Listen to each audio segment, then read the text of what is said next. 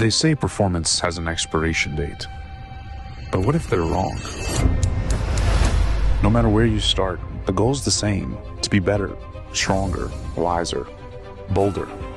We're here for the relentless, those that don't back down, don't compromise, and don't quit. This is training for Masters athletes by Masters athletes, with a community that holds you steady. So say goodbye to random workouts, because whether you're stepping into following a program for the first time or stepping onto the podium, your journey starts here.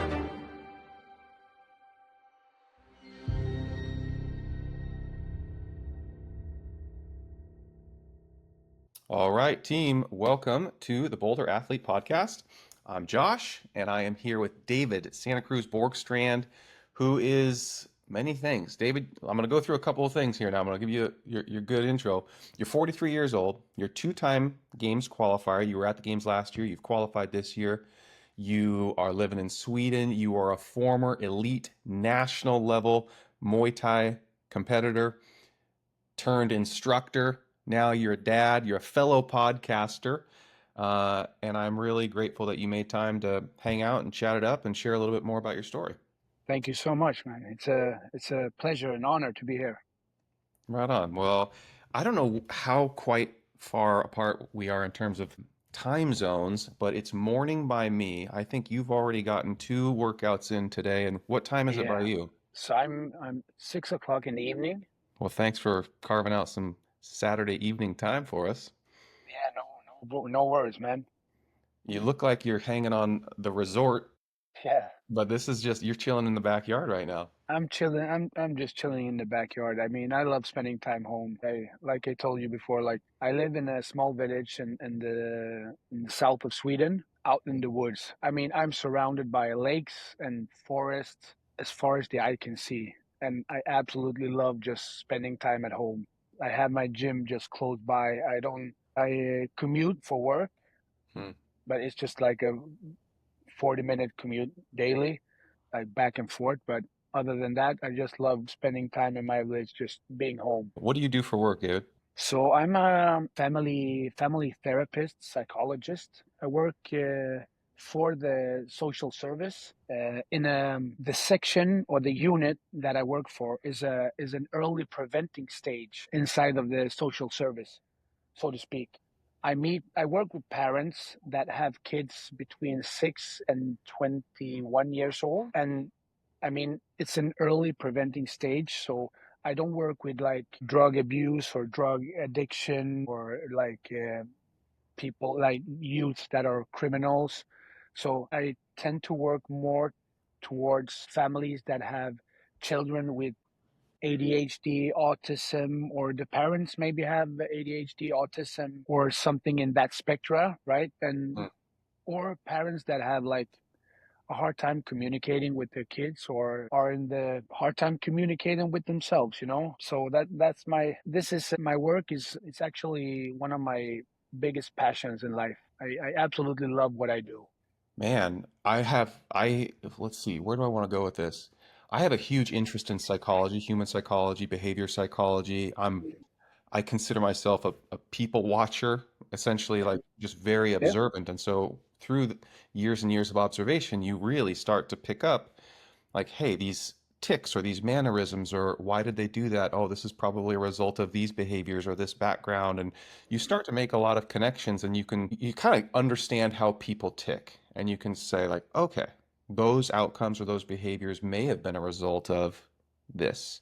And you can start to paint the picture. Now, it's not like you're right all the time, but you see patterns and trends, and there's lots of similarities across people. And I find that incredibly interesting. Yeah, I mean I've dedicated the last almost 50 years to this profession, like studying, just developing my skills. And like you said, study behavior. I mean, you can study psychology and you study behavior and manners. And I think once you understand that everything connects, like if you understand certain behaviors that people have and you see, because what we see is we see behaviors, but I think we also see symptoms. And symptoms are more often than not the problem, but I think their symptoms are just like They because there is some kind of problem that these kind of people or even ourselves we don't want to deal with. So in the therapist world or in the psychology world, I think if we start to understand our symptoms, then we can find strategies, and we can connect our strategies with certain tools to help ourselves or help other manage the symptoms. And then I think we can start curing what is really like the problem. Like I told you, I work with people that kids and youth and adults that have ADHD, autism, and it's all about symptoms, learning your symptoms and learning why you behave or why you have these certain type of symptoms. Once you learn your symptoms and you find strategies to control them or to manage them, then you can start behaving in another manner. Yeah, no, that makes total sense. I'm thinking, I mean, like I don't want to actually get away from this topic, but I am kind of translating it to fitness for a moment, which is like we have a lot of symptoms in fitness that we then diagnose. Like, hey, I was able to do this. Why? What was the core source of that capacity? Or I wasn't able to do something. Why? The failure or the lack of capacity is a symptom of something else. It could be just the inability to do the work. It could be mobility. It could be strength issues. It could be a number of different things. It could be very mental. That's really where I think we could have some interesting conversation. Is there is such a mental element to what we do in the fitness world, where there's a lot of very talented, very physically capable folks, but the mental element is such a huge separator. And I have to assume that you have worked years and years and years to develop other people, to help support other people from a mental perspective, understanding their own symptoms and find solutions. How does that translate for you in like how you navigate challenges and adversity and all of that in your own life, fitness or non-fitness? That's a really good question. This is really interesting. I really love to dig into these kind of questions and topics, and it has helped me a ton, both mentally and physically, and in my everyday life, in my relationships, and in my sport background as well, or how I conduct myself through my sports. It all started when I have ADHD, and I'm really open about it. So I have my own podcast here in Sweden, like a Swedish podcast where I call Mentality and Attitude. Yeah, I'm just plug that sucker. Come on, man. yeah, and then so I talk really openly and frequently about my ADHD and how I have managed to understand my symptoms. And once I understood my symptoms, I try to develop strategies and tools to learn to control my behaviors. And once I could control my behaviors, then I started to control my mental behaviors or mental barriers that I was struggling with. Because like ADHD is not a disease, it's not a clinical disease or a clinical sickness. It's behavior issues or behavior problems or manners. So, but it caused me a lot of mental issues and mental health problems when I was younger, because I struggled with what was right and wrong, and I've always dealt with my mental health side of things. The thing that has kept me on my track, like kept me out of the streets from being a criminal or from choosing the wrong path. The first guidance has always been sports. So without sport, because I've always said, and I'm openly about it, that sport and exercise is the main medicine for people with ADHD, for example. Like, so for me, sport has always been my main focus and my main medicine. Now I take meds because I need to be able to focus and stay alert and certain kind of stuff, but I try to minimize the dose I take, because I try to medicate with, like, just staying mentally strong, just always trying to develop my skills or my tools Mm-hmm. for my symptoms, while also being rigorous with my training. There we go. So, yes. So, all the knowledge I've gained throughout these years of study and education, but I still study, I still educate myself like on a daily. I Mm-hmm. listen to podcasts. I I don't read books. I think I can count on my one hand the amount of books I've read during my whole life, because it's not that I can't read, it's just that I can't focus. So since I have a trouble focusing, so what I learned was that was one of my symptoms. The problem was I couldn't read books because I couldn't focus, so I couldn't educate myself. So teachers told me like, yeah, you will never amount to anything because you will be either a criminal, you will be a drug addict, because that's just who you are, because you can't focus on anything.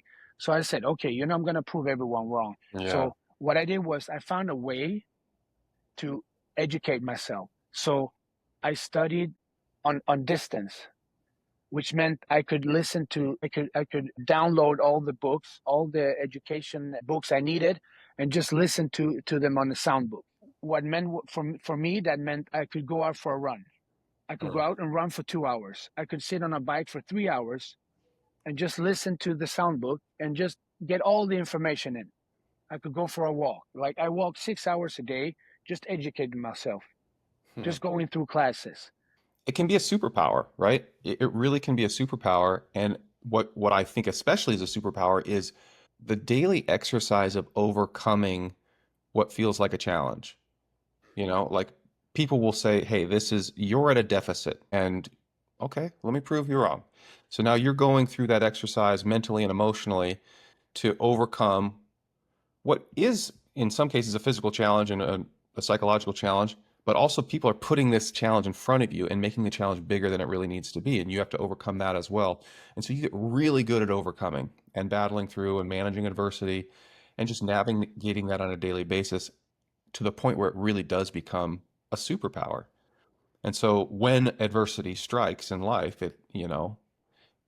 you're well conditioned to deal with that. That doesn't mean adversity is fun and easy for you, but it means, all right, I've been through this, I know how to deal. And that is a real strength. And I think that shows up in people very clearly. And while we don't know each other, I'm kind of picking up your vibe already, and it's very calming and cerebral. And I think you're probably very thoughtful and very intentional in the way that you approach life.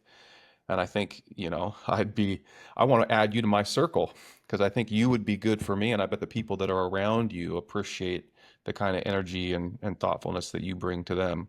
Thanks, man. And I think I wasn't always like that. I think it's also something, and maybe I was, but I didn't showcase it because I had so much internal like anger and so much internal like misled energy, Hmm. because like I understand now today that my body, my brain doesn't know how to produce dopamine as well as others, neurotopicals, like people without ADHD. So medicine helps me produce more dopamine, and training actually helps me produce even more dopamine, or exercise.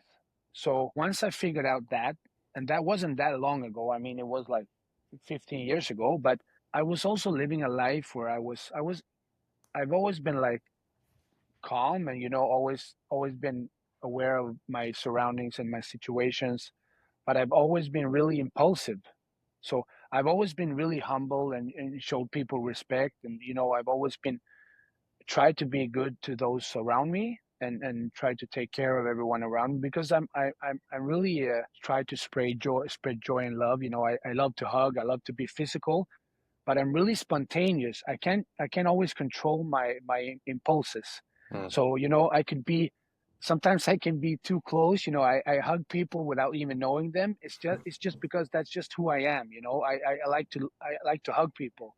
I like to be personal, and that also that got me in trouble when I was younger. But since I was doing wrestling, and then I switched over to boxing and Muay Thai. So I got out a lot of anger fighting, wrestling and fighting in a ring. It produced a lot of dopamine that I needed throughout my like just ordinary daily life. I was fortunate that I was not a kid who or a youth that just got in trouble and was a fighter out on the street. I've always said I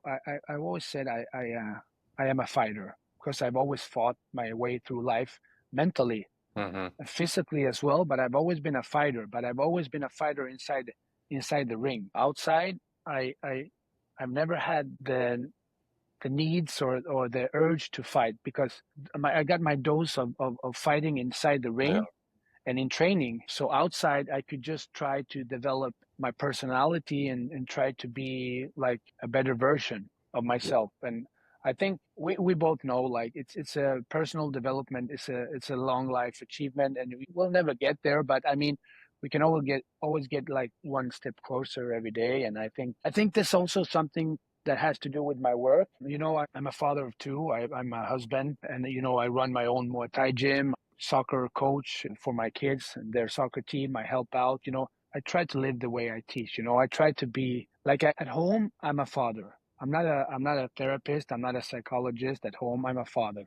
Hmm. So of course, I'm not perfect. I don't strive for perfection. I strive for progress. Same as in sports. Same as in fitness. I don't strive for perfection, but I have certain rules that I live by that are really important for me. Like I'm a Christian. I have a close relationship to God and Jesus, and I am really open about it. And my kids, they know about it. My wife, she's not Christian, but she knows and she really respects my beliefs. And I try to live a Christian life at home. I try to live peacefully. I mean, in our home, we don't curse, we don't talk, we don't scream, we don't shout at each other. Like we talk quietly. I have certain rules I live by, and I Hmm. try to stick to those rules even when I'm working as well. I don't know, like therapeutical or psychological codes, They're like how to principles, they're be life to just principles. life principles that I try to teach parents that I meet on a daily basis, but I Mhm. really, really, really try to live by them as well. And I'm not saying I'm perfect, far from it, but I try. David, I love hearing you say that. I love hearing others say that. It does not surprise me at all to hear you say that. Much of what you just said is like striking a real chord with me, so similar in many of those ways. My wife and I share faith as well. We're both Christian. She has led me in my faith, and she has drawn me to faith, and that has been just such a like I couldn't describe to you how much of an impact that has had on my life to go from a very self-centered, super focused on me and me alone, and I kind of the world revolves around me kid. Well, I can't deny I still have some of that hard wiring in me. I express a very different life. I express a life of humility and gratefulness, and that has brought me so much peace, and it has allowed me to like strengthen the relationships around me and create a model for my family and for my kids that I'm really proud of. And what I hear you say too is like, look, you've invested a lot in your own values and your own principles, rules. They all are the same thing, and then you live by them, and in doing so it really strengthens relationships. It allows, I think, people to have a true look at who you are because your actions naturally speak louder than words. You could put your principles up on a poster in the house, but if you're acting and behaving, that's not in accordance with that, it's kind of irrelevant. And so I think living that life of intention that is in alignment with your values is really that's the secret sauce, and that's how we roll here at our place. It's beautiful. I love to hear it. Really, I'm so inspired. Really, it's beautiful to hear that you and your wife you share the faith and you share the gospel. And I think I tell my kids like my wife, she's not. I mean, she's just like I think she would explain herself like I'm just logic. Like it's not that I need proof. It's just like she understands because I quote the Bible like daily for her, and she understands it. And she said, "I really like it. It's a good way of living." And she understands that because I tell my kids and I tell like everyone, I say, "Listen, if you read the New Testament, like read the New Testament and apply the principles that Jesus teaches in the New Testament and all the disciples of Jesus. Apply them in your daily life. And I promise you, you will be a better person. You will be a better human being. And things that were not going in the right direction will switch. You will find the path. You will find the way that is lit up for you. Like I promise. Like of course I can't go to work and bring the Bible and tell the parents that I meet to say like, yeah, I'm a family therapist, but like just read the Bible and Mhm. everything will be good. But I apply the message from the Bible, That's right. but I rewrite the message and use my own words to describe the message. And I would say that is something, I think that is one thing that makes me stand out and makes me special. For example, when I meet colleagues, like in the business of therapist and psychologist, when I meet my fellow colleagues, I know I stand out because like Well, one, you're probably the fittest psychologist and therapist in the room, so that helps you stand out. that I think yeah, you're going to say that something a little different. but that helps you stand out. But I also think that like I'm really open about my faith. I'm really open about the relationship I try to build with Jesus on a daily basis. Hmm. And I think most people, because there's a stigma today, Yeah. the people that know me, they know that I'm not out there preaching the gospel or the Bible on the street, but I just try to live the life. I try to live simple. I just try to be, respect people and just be humble, just listen to people. Honestly, like I have strong convictions about that approach. And, my upbringing in church, it was such a strict religious church. I mean, the pastor's like 10 feet above everybody, kind of shouting at us. And I'm like, as a young kid, I'm like, is this what this is about? Getting yelled at? Like, I'm not into this. And it really pushed me away from my faith. I had no faith. I would still probably say I was a Christian, but I didn't know really what that even meant. And I certainly was not practicing any part of faith. In fact, there was a large part of my life where I was like very resistant. Look, don't come to me. I don't want to talk about Jesus. Don't hand me a Bible. I can't hear Christian music. Like, I can't do anything. It would trigger me in such a way because I had such a bad experience. Fast forward many years later, I met my wife, and she's living through some incredibly difficult circumstances. Her mom was diagnosed with cancer, terminal cancer, and her mom had incredible strength and incredible faith and did not push it, didn't preach it, just lived it. And I could see it, and it drew me in. And I saw this strength that was holding a family together that was going through some real darkness. And like it gets me emotional, but that's how I found my faith. And Ange, when we first got together, that's my wife's name. She knew that I wasn't practicing my faith, but I saw her. Wasn't pulling me to church. She would go and do her thing. She was going to church and I'd stay back. She'd come home. There was no pressure. And that I was not used to that because it was definitely pressured on me as a kid. And ultimately, I was like, I want whatever this is that you have going in your life. I want that. And then my journey began and it's still evolving, but that's where my faith journey began. And it was a transformational moment and it continues to be a transformational source in my life. And yeah, I don't talk about it often at all. Yeah, it's been a powerful force, and that's kind of my story on that. I do want to shift gears a little bit. Thank you for bringing that up. Actually, that's cool, and I feel more bonded to you and connected with you. And by the way, you said you're a hugger. I'm a hugger as well. So when I see you at the games this year, you better believe you're going to get one. Now let's I look talk about forward to it. the games. So I was doing a little research, and so you were at the games last year. I think you finished 27th overall at the games last year. Tell me about that experience for you, the 2024 CrossFit Games. How did that go? How did that play out? How did you feel about, just the way that it went, your outcome, and then how has that impacted your approach this season? Last year was a long time coming. I was at the Games 2019 as an individual in the 35 to 39 division, Okay. and I finished nine, I think.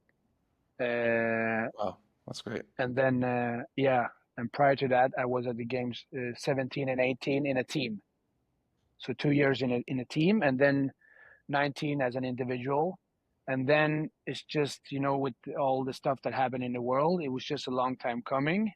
But I just dug my head down deep and just tried to be focused and disciplined and just do my due diligence every day. And I said one day I'm gonna make it back to the games. And yeah, last year, like I put a lot of effort into making it to the games. Like I really, really, really dug my, and I think I finished 32nd place or something in the qualifiers, the semifinals for the games. Hmm. And I think it was 40 athletes last year that qualified for the games. So, and I had a really good like games prep camp during the summer. I felt really healthy. I felt really good. I felt strong. I felt like fit. Came into the games with, like not over exaggerating expectations. I wasn't there like it wasn't like, oh yeah, I mean, I think I'm gonna win the games, but I was there like I'm there to compete. I don't compete because I just want to have a good time. I compete because I want to win. So like my goals were set high. I can't remember what event it was, if it was the second or third event. We had an event with the run and deadlift. So in the second round of deadlift, I pulled my hamstring, my hamstring on my left side. Yeah, I just felt a tear, like you tear a piece of meat. And I was like, yeah, I felt it. I dropped the bar and I was like, it doesn't hurt right now because I'm warm. So let's not think about it. Just try to push through the pain Hmm. because I'm warm and just finish the event. So I finished the event and then afterwards I had a hard time, like, because one of the events afterward was an event with the rope climbs, handstand walk, and sandbag cleans. So I couldn't sandbag clean on my left side, so I had to like lean over towards my right side and do all the cleans on my right side with basically with one leg. So I did like a sandbag clean just on my right leg, Hmm. and it was really hard. But the That one thing that, workout crushed me, by the way. yeah, it really That was crushed a me. Like nasty one. I think it would have been a quite a good event for me otherwise, but it crushed me and it left me like down in the drain. But the thing that happened at the games last year was that I really, as soon as I injured myself, I told myself I can either pull out, and I spent like 2 years trying to make it back to the games here, focusing on the games, and now I injured myself, which is a bummer. But you know what? I can either pull myself out and just have a weekend of just being a spectator, or I can do whatever I can in the events that I can and push as hard as I can when I can. And when I can't push, I just have to lean back and just take it easy and just slow Hmm. down. So I told myself, this is gonna be like, I'm gonna focus my mental state and my attitude towards competing at this year's games or last year's game. So it actually turned out to be the best games I've ever had. So like last year was my fourth games, even though I've been in the games with teams before, but it was by far the best experience I've ever had because I really enjoyed every event. I even won the event with the Echo bike. Um, I uh, saw you want what on the the one with leaderboard. It looked like it the said event two. Yeah, it was a Event two, was that the overhead squat event? no, it was a buy-in of double unders and chest to bar pull-ups, and then the remaining time you did Yeah. echo bike calcs, and you Oh, I were remember supposed to that one. hit like 110 or 120 calories or something, and Yeah. you had like a couple of minutes and then rest, and then like a 2-2-3 or 2-2-3 It was 4 minute terrible. interval. Yeah. So and I had done a lot of echo bike progressions and a lot of gymnastic progression. So I felt secure in that event, and I did what I could. And I had a hamstring tear, but I managed to win the event. So I said, you know what? Let's just try to focus on what I can do and have that attitude. And Hmm. also this is where the belief and the trustworthy of the Lord comes in. Jesus, just lead the way and I will follow. Just let me be an example for everyone out there, like who is cheering me on and just supporting me from back home. And it turned out to be a really good event, even though, I mean, the leaderboard does not match the fitness I Expectation. had, Yeah. and it doesn't. But I really don't focus on the leaderboard. I didn't focus on the leaderboard at the games last year. I focused on having a really good time because I said, you never know, this could be the last year. So I tried to just enjoy it. And when I came home with a really good feeling. Like, I did what I could. I'm Yeah, still you're really proud of your fit. effort. Yeah, I was really proud of my effort. I mean, that it completely speaks to what we talked about earlier, which is like, hey, adversity, there you go. Yeah. How are you going to deal with it? And I think, I don't think, I know that there are a lot of athletes that would have, thrown a little pity party, thrown in the towel, looked at that as just the excuse they need to say, hey, I'm either going to pull out or I'm going to blame my performance on this thing. And you kind of have every right to do that. An injury Yeah. like that is significant and that definitely impacts your performance. But to hear you found perspective really quickly is a testament to your resilience and your mental toughness and all of the grit and grind and conditioning mentally that you had done in the years leading up to that. And so that's really cool to hear you say that it was the best experience that you've had at the games, regardless of where you landed on the leaderboard. That's cool. That perspective I have so much respect for because it is rare.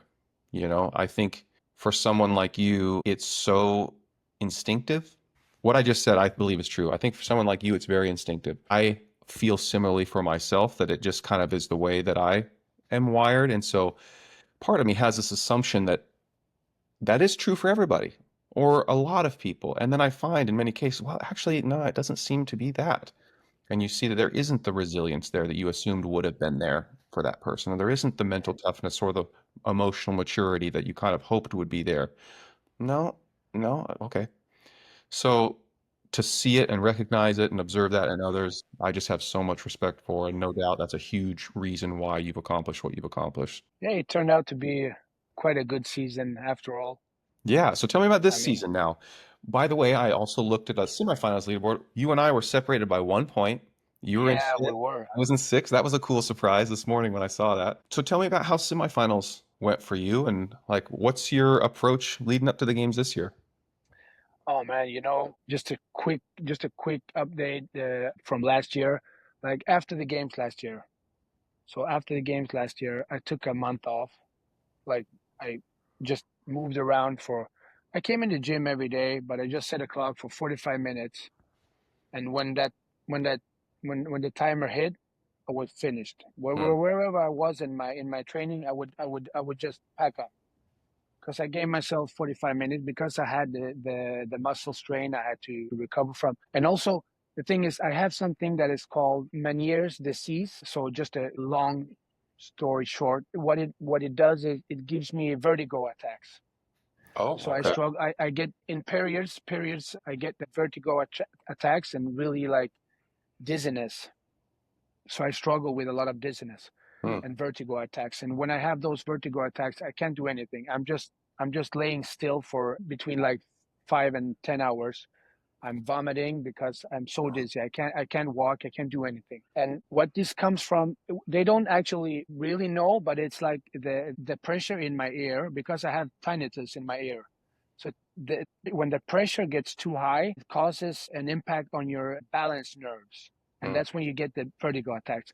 So, for example, stress, lack of sleep, lack of exercise, high blood pressure, those things triggers these attacks. So last year, after the games, I struggled because I stressed a lot in my work. I had so much to do, and I slept poorly. Those things triggered my vertigo attacks. So, long story short, I decided that because I struggled from like September to January with those vertigo attacks. And then I said, you know what? I need to slow down at work. I need to really focus on my sleep and my recovery to get those 8 hours of sleep in. But I was still training like last year, those months, but I was doing like one session a day, like an hour a day, because I was struggling with the dizziness and the coming back and forth of these vertigo attacks, like dealing with adversity even more so. I was just like reading, like listening into the Bible. I was just even more aware and even more. I just got even deeper with my relationship to the Lord because of these adversities. But because I said, I trust you. I trust that you will light the path that I'm supposed to take, and you will lead me. You will lead the way, and I trust you wholeheartedly. And I know things are gonna turn, and I know things are gonna get better. So when this season started, I signed up for the Open. I did a session a day, and I was following the Boulder Athlete, and I was doing like the core track, 60 minutes a day. Hmm. I wasn't even looking at compete or elite because I was like, you know what? I'm not even there. And the main thing is because I was struggling with a shoulder strain as well. I had an injury from last year as well at the game. So I was like, you know what? This year, I'm just going to have fun. I'm going to train. I'm going to follow the program, just do an hour a day, just be fit and just focus on my recovery, my nutrition, and just get healthy. And then I signed up for the Open. I did the Open. I was just like, oh man, I'm really not fit. Or that's what I thought. I was like, you know what? Yeah. I struggle. I struggle with the Open. And then I spoke to a good friend of mine, Evgeny. He's also a easy athlete. I call him Big E. He's in the 45 to the You guys 49. train together occasionally? What? You train with him? No, yeah. Well, I mean, he lives in Cyprus. It's about a 4-hour flight from me, from But Sweden. did you do So semifinals together, maybe? yeah, we did, so because of the circumstances with Yeah. this year's semifinal. He came to Sweden and we did the semifinals together. So That's after cool. the Open, we had like 3 or 4 weeks to just turn around for the semifinals. And I told him, and he was struggling with finding a place to do the the semifinals. And I told him, you know what? I have a friend here close by, just a 2-hour drive from me. He has his affiliate. He has the certified judges. He's also doing the semifinals. We can go there. You can do the semifinals if you want to come to Sweden. I will do the semifinal just to support. I said, we have 8 weeks, right, to the semifinals. I would do a competition prep for 8 weeks, and I will try to be like in some way, shape, or form. He Mm. said, I'm sorry, David, you have 3.5 weeks until the semifinal starts. So I said, okay. So I just flipped the script and opened up the Boulder Athlete app, and I was just like, okay, elite. I was Get me just like ready. semifinals, just to try to get ready. I was just like, I'm gonna do whatever the program says every day for 3.5 weeks, and I'm gonna just put in some more like extra skill sessions or do like some extra work whenever I need to. But I had no expectations, Josh. You know, I signed up for the semifinals, but I didn't. Well, I didn't sign up until the last day, Sunday, before I registered all the events and Oh, all my wow. videos, and I paid the sign up.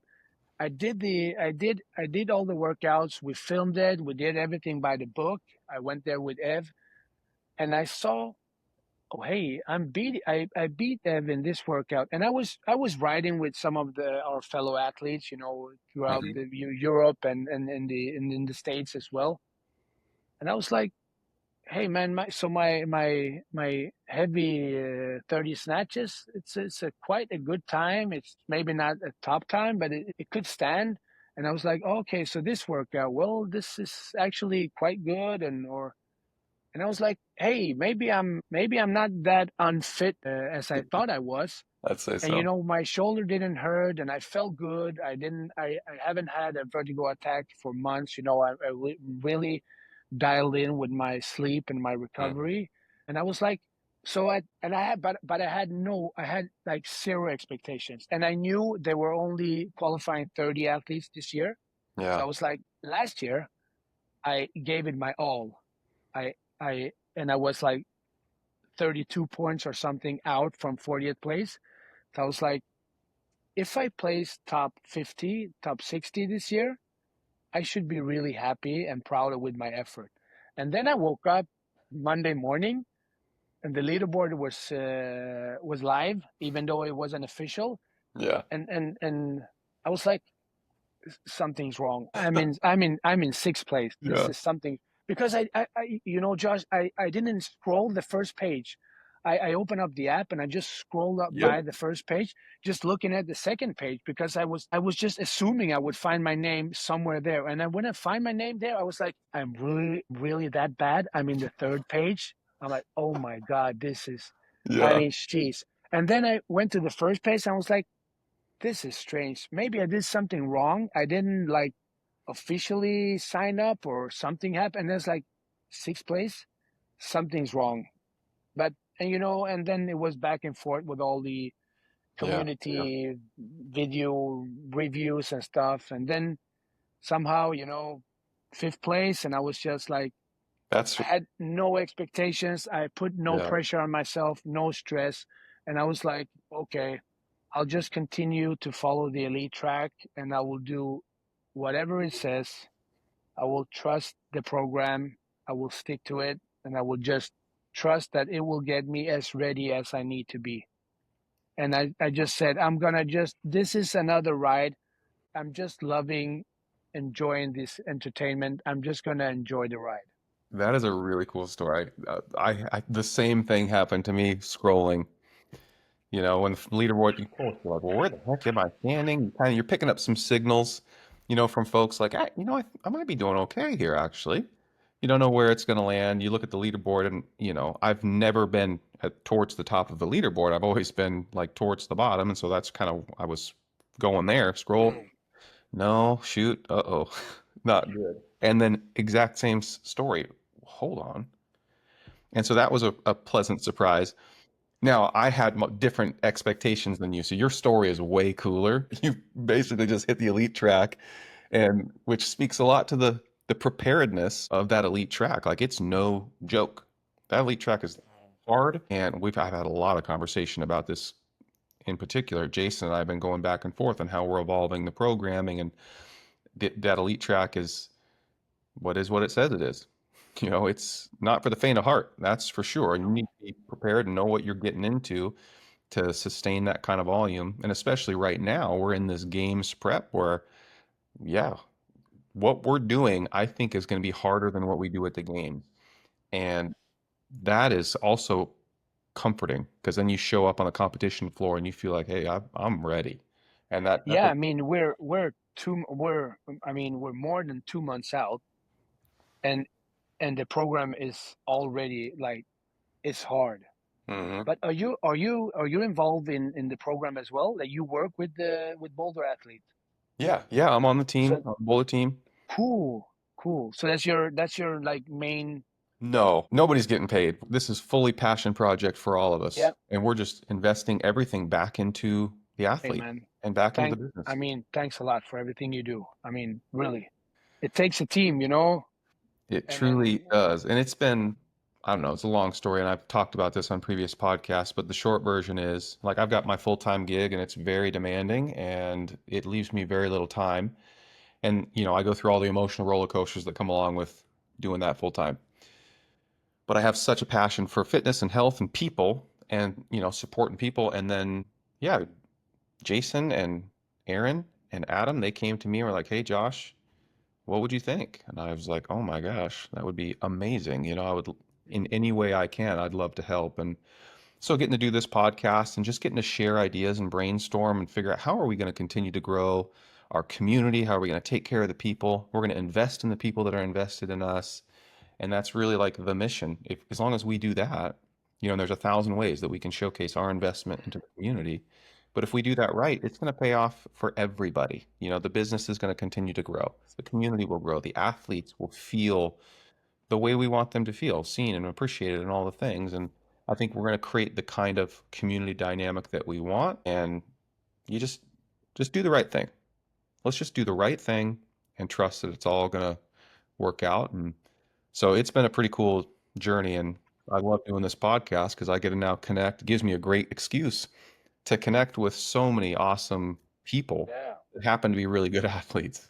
yeah, amazing. I tried to watch all of the podcasts. I'm a bit behind, but I'm catching up as soon as you release them. But it's really cool. Where did you place last year at the games? I was well after the winner was disqualified, I moved into third. Yeah, I was healthy though, and I was not battling an injury, but it was a really cool experience, and it's going to be a radically different experience on a number of levels this year. My fitness is not even close to where it was. I am much fitter than I was last year, and I'm really excited to go express that, having spent now several months on Boulder and pushing myself in ways that I knew I was capable but didn't really want to do. The programming that I was on before was not drawing it out of me. The programming now is pushing me beyond where I thought my limits were. But to have the Boulder community there, I am so excited for that. To know a bunch of athletes that are going to be there, to be able to see you there and a bunch of athletes that I've had a chance to connect with on this podcast, and to help create an experience for all of the athletes and our Boulder community at the games is so cool. I get really excited about that. So we got some fun stuff planned, David. Yeah, that's gonna be amazing. And just like you said, the program is gonna prepare us. Like the training leading up to the games is gonna be way harder than the games, and Yeah. that is actually. I mean, that is in some way. I mean, sounds weird, but that's comforting to hear because you need to have certain amount of volume in your training to deal with the stress levels and the fatigue levels that comes with a whole weekend of games events, because the athletes that are standing next to you, there are no jokes. I mean, these are the most fit people in the world, so it's no joke. I mean, When you're standing on that competition floor and you have just uncontrollable anxiety, it's probably coming from an acknowledgement that you are not prepared in the way that you need to be prepared for what's coming. And so that just triggers a whole physiological response inside you. But when you can look, at the obstacles in front of you and look at the event that's about to come and know, man, I have done the work and I am prepared and I have pushed myself and stretched myself and tested myself in so many ways that I feel really prepared for this. That is a rush of confidence, and you kind of have this attack mindset, and that's where I'm getting, and I'm really excited to go express that on the stage. I did not have that last year. I felt pretty fit, but I was so excited just to be there and enjoy the experience. I didn't know anybody. Nobody knew me. I was just, me and my wife were there, just high-fiving and having a good time. And she was coaching me up and screaming from the stands. And it was amazing. what was it, your first time last year? Yeah, first time. Okay, so now you can say now you're a seasoned veteran. Oh, so seasoned. Now you're a perennial games athlete, Oh, or what yeah. you can say that, right? You call it. I mean, No, this I is say I went one second time. year in a row this year. I mean, Yeah, that's cool. just to make it once is good. I mean, make it 2 years in a row is pretty Yeah. amazing. It's cool. I'm pretty stoked about it.